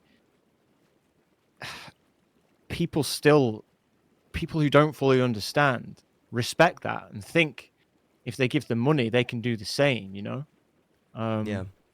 And they want that same shortcut. So they somebody like me, they'll go, oh, that guy's just a hater or whatever. It's like, I really don't care. But yeah, so with that kind of whole scene to me was why I didn't get on with Crow. He never he hated me. He hated me saying that stuff. His mods, some of his mods and his viewers collectively, because I got a copy of the I got a copy of the screenshots. They collectively tried to mass report me. To get It's crazy, man. to get my videos. Yeah, to get my banned off Twitch, to get my videos banned on YouTube. It didn't work, obviously, but again, I just didn't like the fact that there'd be a lot of small streamers starting out who'd fall in with it, and you knew they thought that they had a chance because if they hung on to the coattails of this guy and keep paying subs, keep feeding him subs and all this, and if they keep getting shouted out, the circle jerk grows, and then everyone starts coming into your stream, and then you get somebody like that Lethal guy who sent the same message on Twitter to. So he's messaged me, actually. Really? Like way back. Like I don't know exactly when, but I have a message from him, the same copy paste message of being like, oh, are you a streamer, this and that, blah blah blah. Yeah. You know what I mean? The whole thing that you talked about in your video. So false. It's so false. And also, yeah. I think I know that I had an interaction with him when on my previous Twitter. Well, it's the same handle actually, but I don't have any of the records or anything. I think the reason that I called him out years ago in 2022 was because he sent me one of those messages, and I knew it was a copy paster, and I was like, "What's this guy doing? Like, it Yeah. makes no sense." People had to go at me. They were like, "Oh, you're punching down on a small streamer." I was like, "Well, it doesn't matter what size they are. I think it's shitty. Like, he doesn't give a shit like about what about your stream or your content or whatever. He's just Yeah. trying to get you to go in there." And guess what? It proved to be right. But I like I don't understand why it's so hated to suggest that that's not a good way to go. Yeah. Like Do you, I personally think it's because people are so desperate themselves that they want to be seen to be doing and saying the right things. yeah. Do you think that it's this is actually one of the questions that I kind of was preparing before the Sure. interview, but like, do you think that it's okay that people are so willing to lie to their fans and manipulate their fans? Like, obviously you don't think it's okay, but like, it kind of falls into the other question I have of like, if everybody is sort of cheating and doing this stuff, Mm-hmm. Yeah. is it wrong to do? Is it wrong to kind of That's yeah, do it? that is a really good that's a really good question, because obviously a lot of people will feel like, well, that's the stepping stone. I I want to believe that organically is still going to be the best way to go. Obviously, it's got harder and harder and harder anyway. But in my opinion, even if you're doing it for that reason, ultimately you're going to end up in a bad way. Like, because it won't be sustainable. You might get a good run out of it. And I believe honestly, it's going to happen to Crow eventually. Mm-hmm. It can't, you can't last forever like that. I'm not saying that the thing is, he's at the point where he absolutely has to keep doing what he's doing. I did Like, the he math, can't dude. change. He makes over $10,000 a month. Yeah. Over So 10,000 a month yeah. So just from kick he has subs. to keep. Yeah, that's what I mean. He has to keep doing that. He has Mm-hmm. to provide for his family, right? And listen, somebody who's got to provide for their family, they've got to provide for their family. I've obviously that's got to be done. But I feel like if that comes crashing down, what do you do? Yeah. How do you maintain that? How do you look after your family? And it can. And it will. We're all getting older. I was old when I started. I'm How old are 38 you, now. by the way? It's 38. 38. I just turned 30 this year. Right. Okay. So in the streaming world, though, that's old, right? Yeah. In They terms call of me like the Unc on most TikTok. popular. Yeah. So I was 32 when I started, and it was Daddy Joe. Uh, it's even if you're one of the most popular, it's not going to last forever. But obviously, they're making millions and millions. Mm-hmm. I don't know if his plan is to like just try and keep making bank and then, you know, do what you can like out of that. But I don't know whether people will see through that and suddenly be like, okay, don't get me wrong, there's obviously people that like it. I'm not saying there aren't people that like him. Of course there are. But, given his position, like with Hover, with how he's been pushed on Kick, how he's been let into special places on Kick, and where his viewership is, he gets so many subs for his viewership compared to most people, like Yeah. a ridiculous amount, an Yeah. absolutely insane amount. And then you sort of ask the question, well, why? Is it just because he's loved, or is that because is that what his stream is based on, like taking money? Me personally, when I was first full time, I made a sub goal, and I'm not hating on sub goals at all, but I Yeah. felt bad. I took it down. Like, I literally took it down. I was like, I felt bad. Like, I only had like 10 a day. I never increased it either, you know, because that's another thing like people do. And again, I'm not against that per se, but I personally felt bad doing it. I don't think I I thought, like, well, and like that's the thing. Like, I don't think it's a bad idea. Like, if you want to make money doing something, I mean, you're working. yeah, It's like it's true. that's the beauty of it, right? Like, of you being able to make money doing it. Right, Um, right. I And think when you're incentivizing a keychain giveaway every fucking 10 subs. I mean, that's kind of fucking weird, you know? Like, Right. like something I do on my stream, right? I'll do that too. Kind of similar, right? I'll do every 5 subs we'll do a sticker giveaway. Like I got like multiple Yeah, stickers yeah. and stuff, and Yeah. and I'll include a keychain. I'll include and I'll include a knickknack from my house. You know what I mean? Some random Okay, shit that cool. I have in my house. You know what I mean? Yeah, So yeah, it's yeah. like a Yeah, yeah, random yeah. loot box kind of thing. Yeah. You know what I mean? And like I Yeah. don't think there's anything bad with that. I don't think there's anything bad with No, like no. trying to like find ways to get people to sub to you. I feel like But that's also, gotten a bad rep. they're getting something for that, right? Yeah.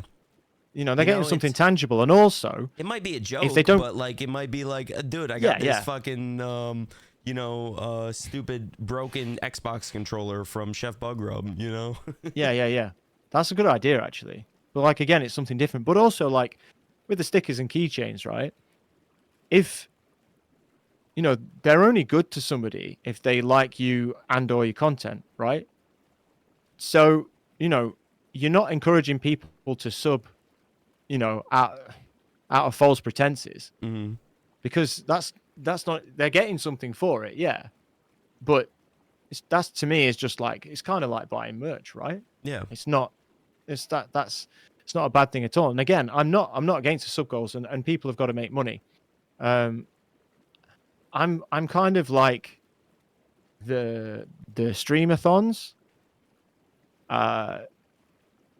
the original ones, where it was like they were trying to stay, like the original guy who first did it. I remember when it happened, because it was new. Like I'd been streaming a while when that first happened. subathons? Nobody had had the idea before. Yeah, that's it. Subathon, sorry.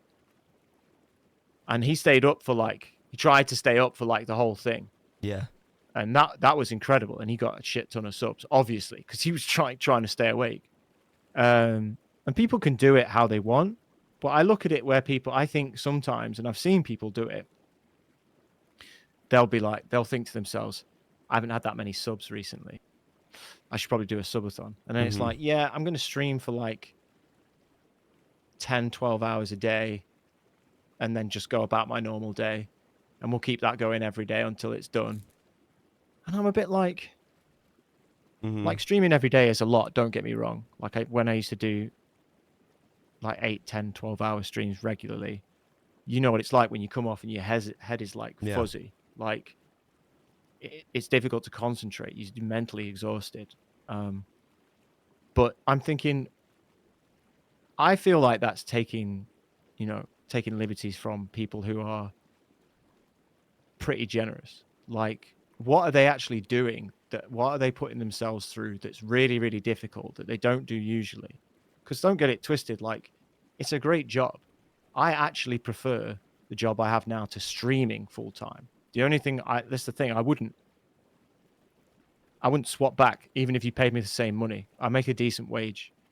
Yeah. I wouldn't go back. I wouldn't go back to doing live streaming. Would I do it for making videos for the same money? Yes, I would. For live streaming, I don't think I would. It's because it's hard work, man. Like, and I'm not afraid of hard work, but you can only get so. I feel like you're gonna get so much back. I agree with you 100% because I've done 2 subathons, right?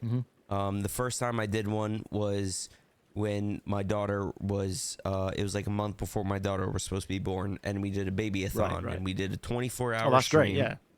We did a 24-hour stream where we did a whole bunch of different stuff. We had different sub goals, things like that. And the last one I did was I was really big in the GTA RP community. Okay. And I did a 24-hour where we did 12 different characters. We did 12 different characters for RP, and I created like I only ended up doing like 8 characters.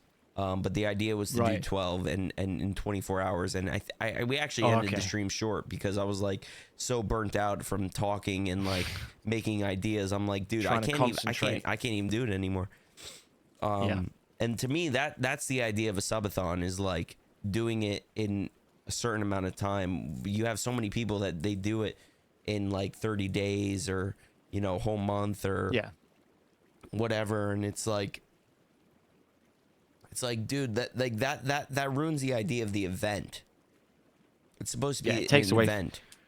It's not takes a away charity. from it completely. It's not a charity stream where like a charity Right. stream you can run, Yeah. you know, like multiple times forever. Yeah. This is supposed to be a special event. That's the idea of a subathon.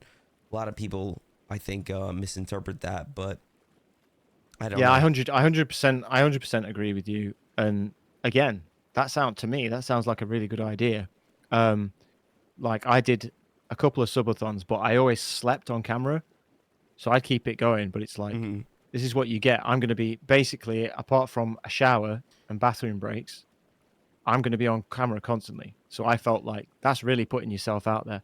And then I did like a couple of streams that were just like, it's a 24-hour stream, you know, and I'm going to do this, this, and this. And then you put the incentives up if people want to. But yeah, I feel like, yeah, I'm going to be on for 8 hours every day and I'm just going to be doing my normal stream.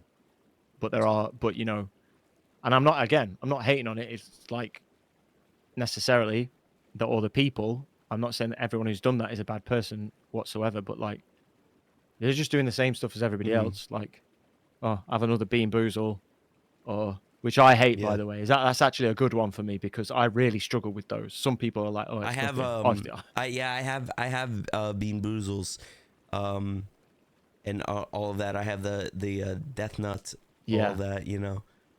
I can't honestly.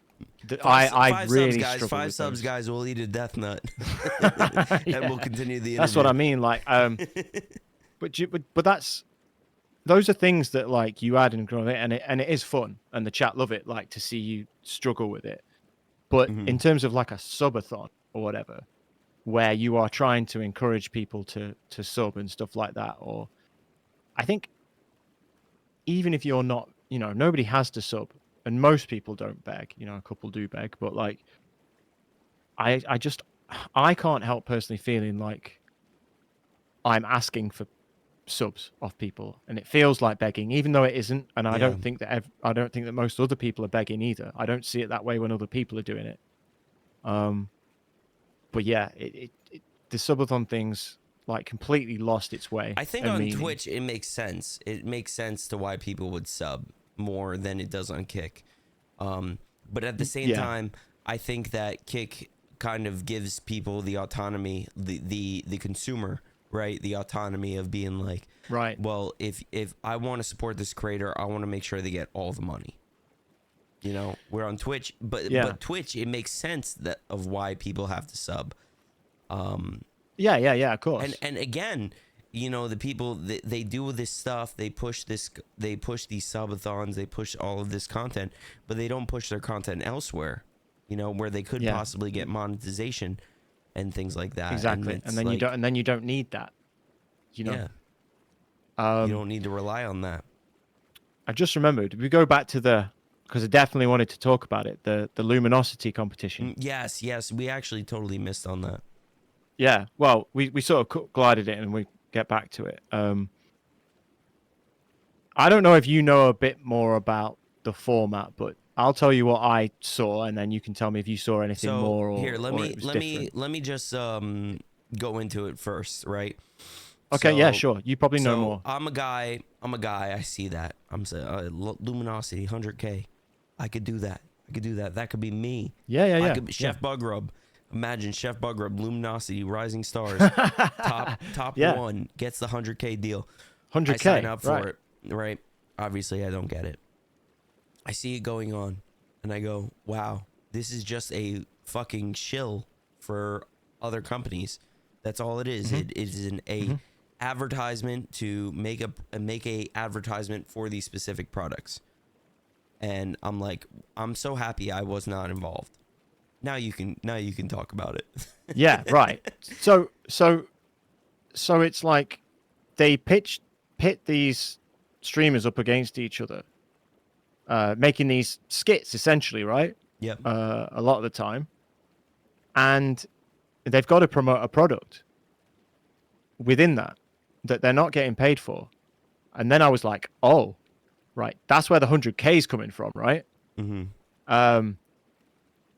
And I thought, well, how do you get like how does the creativity, like, yeah, you can find creative ways to like shill a product. Don't get me wrong, of course you can, and it's like, oh, that's clever, but it's not what your main content's ever going to be, is it? Like, you can't make a show or a live stream or a YouTube video that's purely about shilling a product, unless you're sponsored by them, Yeah. obviously. But people are going to get sick of that unless you are like an influencer who tests certain things for people and gives their opinion, which is very niche anyway.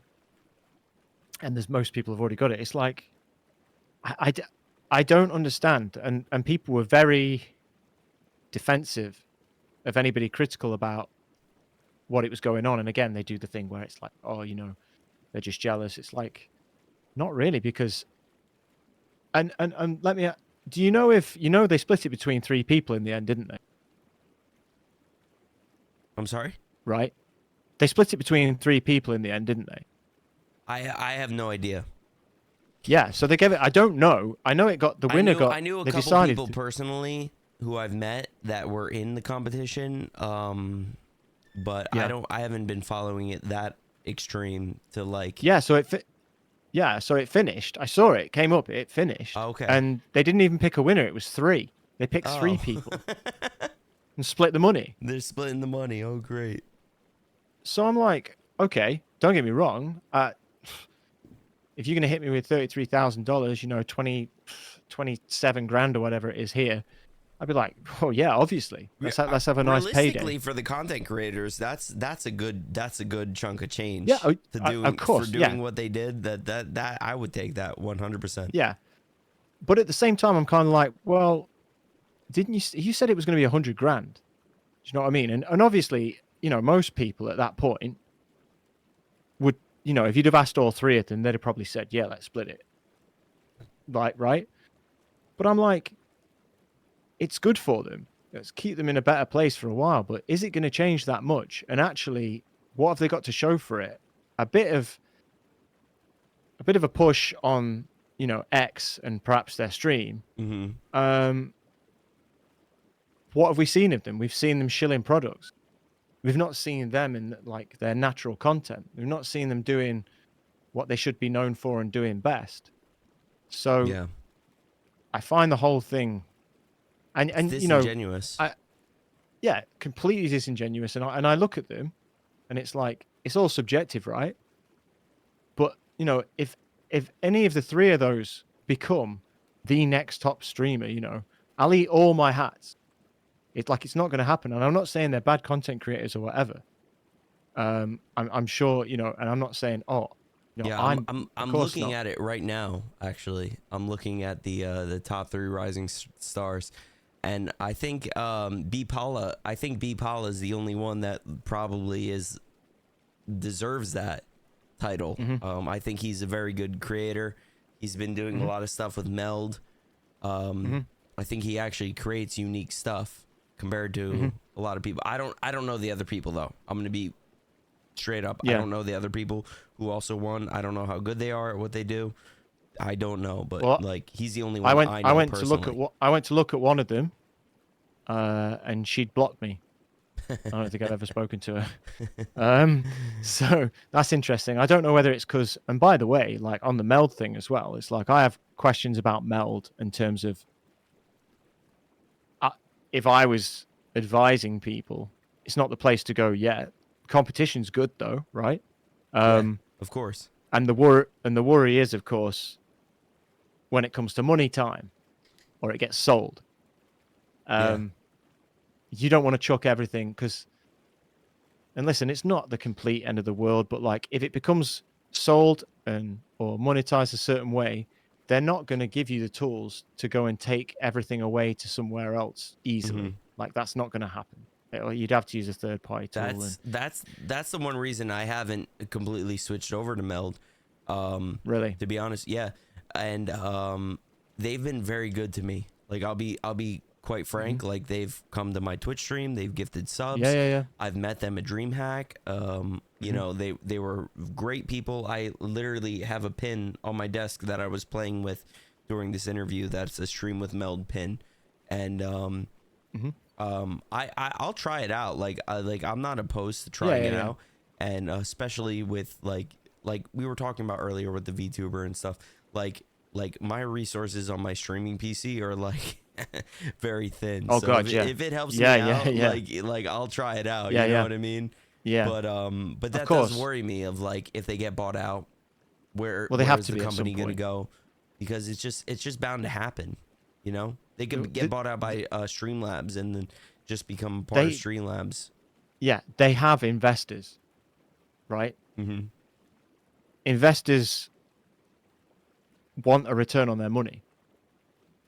Of course they do. That's why they put the money in. It's not like they're like, yeah, let's create a good product. It's like I'm not saying that. I'm sure that the creator has a passion for it and wants to create the best and maintain the best product, but the investors have the say, right? Mm-hmm. And if it gets to the point where they were approached, let's say it's Streamlabs, let's say it's Stream Element, whoever, you know, come up to them and go, yeah, nice product you got there. By the way, we're offering you X money. The investors go, there's my return. Great stuff. Let's go. And it's gone. It's done. That's it. You can't stop that. And it doesn't matter how much they tell you, oh no, we won't do this and blah, blah. And maybe they do have, maybe they do want the best for the creators. But, you know, who are the investors? They want money. That's, unfortunately, it makes the world go round. And there's this really naive sort of idea going around that it's like the support's great. And it's like, yeah, because it doesn't have that many users at the minute. You know, do you think they could scale up that support, you know, over the next couple of years to it be in a place where it's got as many users as OBS? Like, there's no way. You'd never get that kind of support. Yeah. You're going to get a ticket like you do on Twitch in most places. You're not going to get personal replies from people on the. That's never going to happen. Yeah, I mean, right now they do personally help you. But at what point is it going to? Is it going to reach the point where like that's not feasible anymore? Yeah, of course. And that's the thing. At the minute, it's like obviously you make a new product, you invest heavily in it. You plan to make a loss for X amount of time because they're paying, well, it's wages, you know, but the wages, more people, it adds up. And suddenly you've got that monthly outgoing of everybody's wages. And that's what the expense is. You know, the expense isn't, you know, much else. The overheads aren't massive at all. So from that perspective, it's great for them. Because when you sell it, you're literally like, this is your software. It's so easy to wrap up, you know, around the red tape legal stuff. It's really easy to sort out. And yes, they come in personally and help. People are like, wow, this is amazing. It's like, yeah, that is good. I'm not saying it's not, but that's not sustainable, obviously. The other thing is we need to see a tester. The resource thing is interesting. I would like to see like a good test of the resources to see what kind of, you know, what the real difference is, you know, in a proper test environment. That would be cool to see. But again, Meld's not finished. You know, they're going to keep adding stuff to it. And then how they've said they want to make money as it stands is that they want to turn it into some kind of software editor as well. Yeah, like a revolutionary editor software. I've seen that. They've talked about that, something different. And dude, I don't know. Listen, I'm just a cartoon. I don't know shit about any of that. So for me to sit there and say like I know what's best as an editor, I don't. I'm used to working with what I have. I use Filmora. Yeah, of course. You know what I mean? Of course. Yeah. But oh yeah, 100%. And if you can get something that does that all in one, that is great. Like, fantastic. It's a one stop, and that's where they want to charge the money. And you think, well, fair enough. You know, I pay for Adobe Premiere or Premiere, as you'd say over there. Like, I pay for that. and it's been pretty good to me. I know some people don't like it. Is it the most intuitive? No. It took me a while to learn Mhm. to use it, but once I learned, it was great. Um, with making a new bit of streaming software, it's quite. It's not. I'm not saying it's easy to make, and they've not done a good job. But what's the competition? OBS is an open source. Basically, essentially, it's been made up by volunteers. Yeah. Over the years, and it's amazing. It's absolutely Mhm. amazing what they've done. You know, Streamlabs couldn't touch it. They bought the code at a certain point, didn't they? That's what happened. So the Streamlabs OBS allowed Streamlabs to have their code at one point and then part ways. That's how I understand it worked. But Streamlab was always such a resource hog, and they tried to add so much into it and make people pay for it. It just been awful. So there's not much competition. So it's like it's easy to make a platform that's decent for live streaming, or a lot easier than it is to make a editing platform that's good, because there is competition out there, and it's already so good and so well established, and it is paid already, and it has got people working on it constantly and updating it. Yeah. And it is one of those things where, swap to meld and everything's easy. It's like, okay, that makes sense, right? But if you want to edit video properly, like, you can do so much more. You're going to be able to do so much more by learning a decent editing software. Yeah. Like, if their thing is about ease of use, that's great, right? But you're always gonna be limited, because that's their USP, right? The ease of it, that it's intuitive. How are you going to take on, like, and the thing is, shorts is what I'm guessing they're aiming it for. It must be shorts, right? Mhm. Because why are you going to have, you're not going to have a piece of software that does full scale editing, surely, and you can live stream from. I just So can't see that. that's one of the things that Noise actually does. They have some sort of AI that works with creating shorts. And you can sort Oh, of okay. edit the shorts Oh, within okay. within the So with platform with the AI, yeah, itself. yeah. I wouldn't say it's fantastic. I think it kind of like for example, I was playing Oblivion the other day, right? Yep. And the remaster, and it captured an Oblivion clip, but it was choosing the the guy that I was talking to as the camera. You know what I mean? And it was like Got it you. was just Yeah, yeah, saying yeah. like, oh, this is a clip that needs to be shown. You know what I mean? Right, I see. Yeah, yeah. So I use a lot of these AI clips. I've tried a lot of the different ones. Nexus Yeah. clip being probably the best one that I found. Yeah. For the price, but Yep. I don't know, man. I think personally, I think everybody that is serious about content creation, because this is what I do, at least. I watch every stream that I do. Like Yep. if you want to improve as a creator, you need to watch every stream that you do and understand. Mm-hmm. Like Mm-hmm. I try to watch my streams in a very unbiased view of Yep. being like, okay, like I'm watching this guy, what's going to appeal to the stream, what's going Mm-hmm. to make it better, and I'm trying to get better, you know, like that's the Yeah. thing. I'm trying to get better. I'm trying to create content that everybody wants to see, you know, but it's just figuring out what exactly is the content that everybody wants to see is the hard part, right? Right. That's 100%. Because you can So definitely get better. You can definitely get better at, like, talking to a camera. You can definitely get better at, like, so conversations and asking questions. the But yeah, you're question that right. I want to ask you, because we it's been a hot minute since we talked about this, but I wanted to go back to it, is the streamer, right? The new streamer Mm-hmm. who wants to stream. Yeah. Somebody that's new to the idea of streaming, they say they wake up one day, they say, I want to be a streamer, that's what I want to do. what do you think that they should do for you? Like you as a person, as a Twitch partner, what do you think The, that they should do? the first thing I did, which I forget about sometimes, which was actually a good idea, about a few months before I did stream, I made a YouTube video. I've never released it to this day because it wasn't good enough to be released.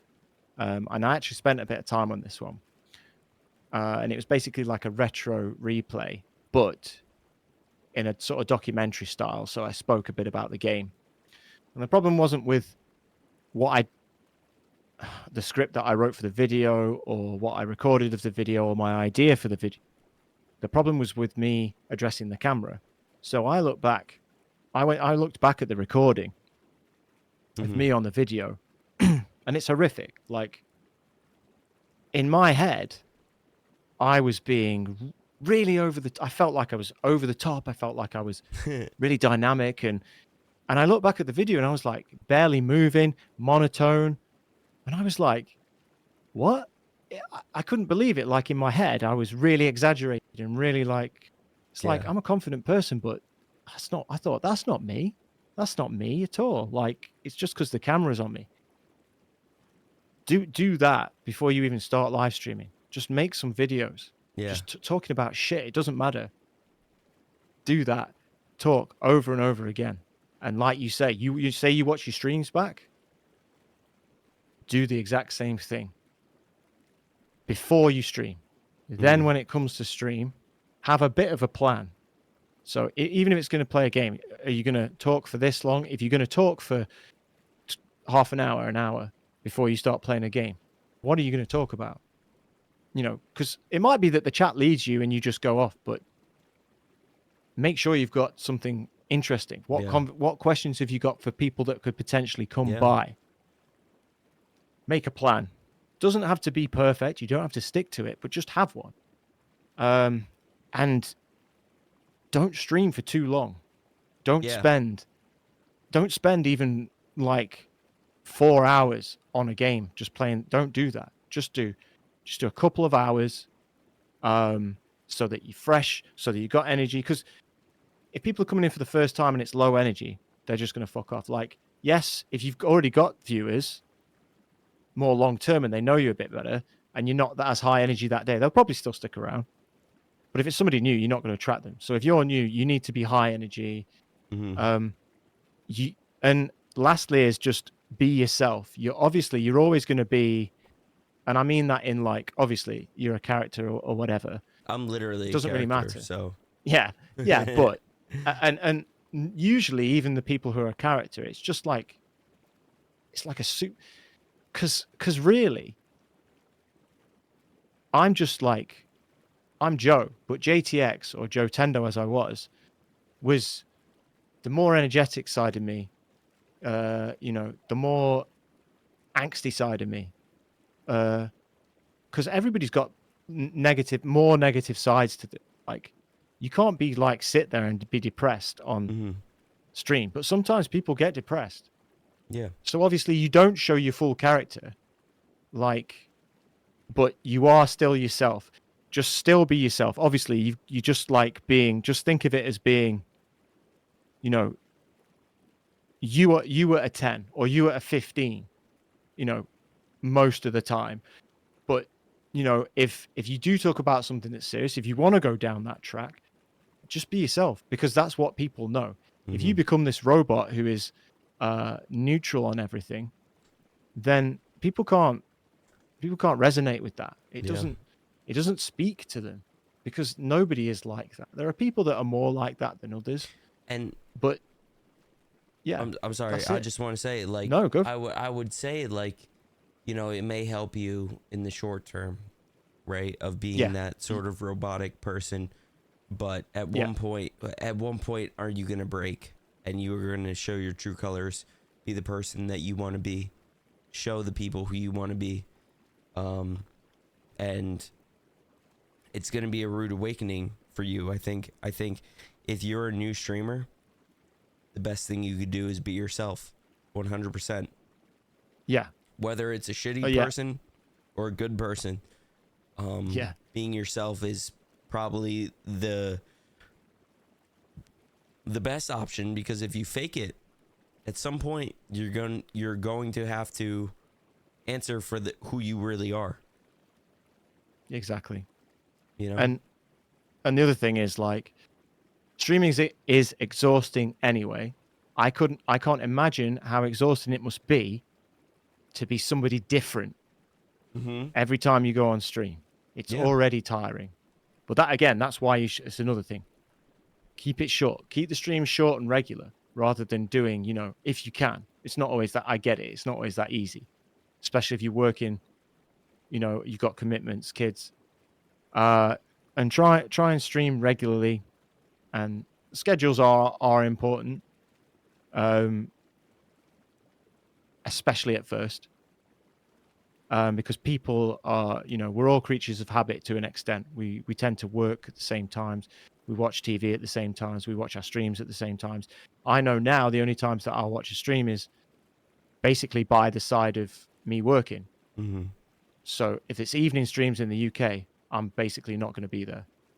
I'm not going to watch it. I watch YouTube at that time. So keep your schedule consistent. Keep the streams short.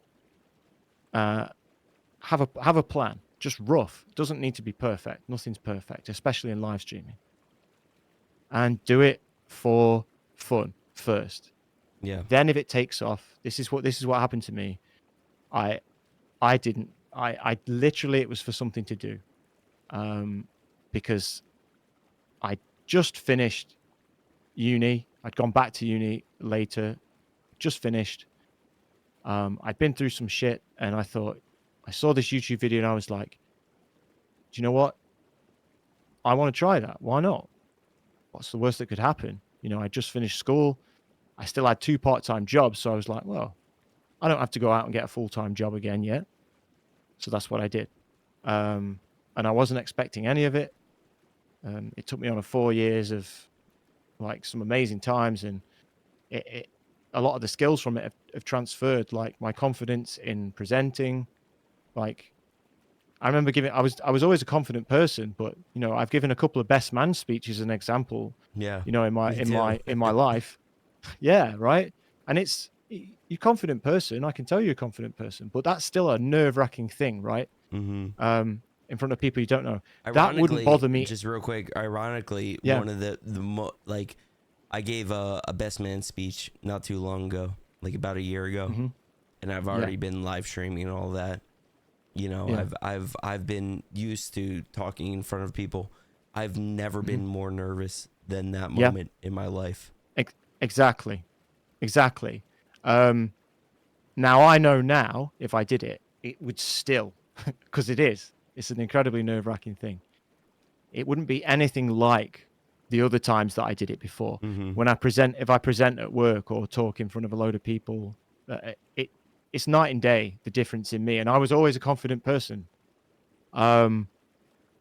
There's other things you can learn from it than becoming, a bigger streamer. There are a lot of skills associated with it, social skills, presentation skills, and then there's the tech stuff as well. There's loads of stuff. So, becoming a big streamer and fame, the chances are so slim, even if you're really good. Work at making something you really want, and if you can make something bigger out of that, Yeah. then great. Yeah, I agree, man. I agree. I think this is a great way to sort of end our conversation. I think so. I'd agree with you on that. I think I want to thank you personally for coming out and talking to me. You're somebody that doesn't really know who I am, but you took a chance on having an interview with me, and I really appreciate that, like 100%. No, thank you for having me on. To be honest, like I love talking to people, and I do care about this space. Me too. 100%. I don't stream anymore. Occasionally, I put a video out, and I was like, I saw your character. I was like, oh, that's interesting. So let's have a chat. Let's have a chat to this guy. But yeah, it's been fun, and I definitely want to come by soon and see the character in Yeah, action, Mr. yeah, Buckram. man. Yeah, 100%, 100%. So, I want to ask you to plug anything that you want to plug. Any sort of socials, anything like that. This is obviously it's going to be on YouTube. Yeah. So For sure. post whatever you want to say. I look, I don't do all that much anymore, but I am still very much like invested in what's going on in the streaming world and stuff. So I'd like to build my X/Twitter back up, so you can find me on there at Joe_Tendo, my original handle. And if I am doing anything else, you'll probably see it through there. But that's it, really. It's great, man. It's great, man. Well, I want to thank JTX for coming on to In the Hot Tub with Chef Bugrub. We didn't really get the proper introduction because we kind of just rolled into it, but I kind of appreciate that with you. I will say you are one of the easiest people that I've had to interview.